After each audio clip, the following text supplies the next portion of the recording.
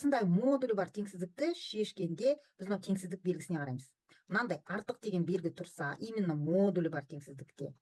Қазір мен сол вариантты көрсетемін, сосын кем болса да қалай шығару керек екенін көрсете саламын. Екеуін бір-бірінен ажырату үшін. Так, бірінші артық болған кезде қалай шешеміз? Біз екі теңсіздік шешеміз. Біріншісі, мынаны дәл солай жазылам, только модуль деген белгіні жазбаймын. 2х минус 1 артық 1-ден. Енді екіншісі, дәл осыны жазамын. Тек мынау теңсіздік белгісін өзгертем, кіші деймін, и мына санның таңбасын өзгертем. Анау теңдеуді шешкенде де бізде екі вариант қарастырамыз, ол жалпы модульмен шешкенде теңдеу, теңсіздік біз екі вариант қарастырамыз. Так, бірінші вариантта айтамын, теңсіздікте. Бірінші дәл солай жазылады, только модульдің белгісін алып тастаймыз. Екіншіде модульдің ішіндегін дәл солай жазамыз, теңсіздік белгісі өзгереді, и мына санның таңбасы өзгереді. Енді кәдімгі теңсіздік шеше беремін. Мына жерде 2х артық мына жаққа көшеді, плюспен барады. 1 қосу 1 болады, сонда 2х артық 2-ден. Сонда х артық 2 бөлу 2-ден, х артық 1-ден.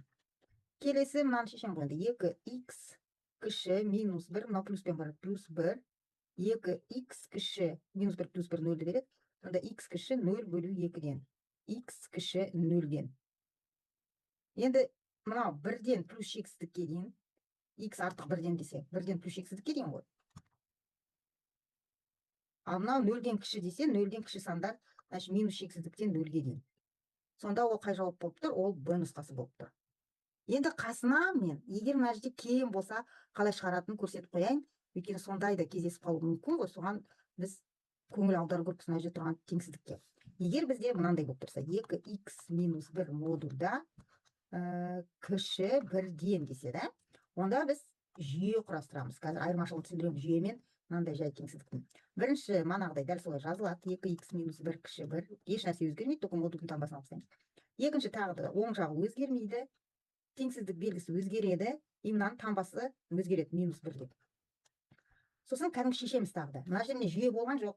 Анада жүйе болады. Кем болса, міндетті түрде жүйе. Жүйе деген екеуін бірінеге сызып, сосын қиылысуын табу деген сөз. Бірінші, 2х минус 1 кіші 1-ден, сонда 2х кіші, мына жаққа көшеді, 1 плюс 1 болады, 2х кіші 2-ден.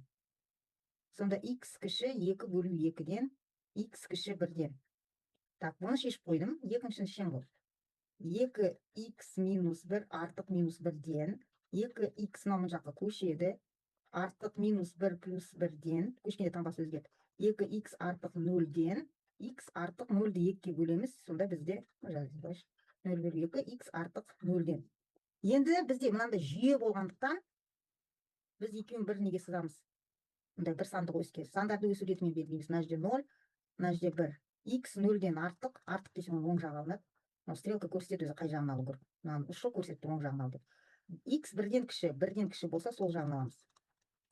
Мұнда да ұшы көрсетіп тұрады. Сол жаққа қаратай бар деп 1-ден. Сонда қиылысу деген қай аралық? Бізде үстінен де астынан да мындай сызықтар тұр. Мынау екі нүктені бүйтіп түсіруге болады, дұрыс көру үшін. Үш аралық шықты. Екінші, үшінші. Бірінші аралықта мынаның үсті жоқ. Үшінші аралықта мынаның асты жоқ. Үсті де асты бар, ол мынау 0 мен 1-дің арасы.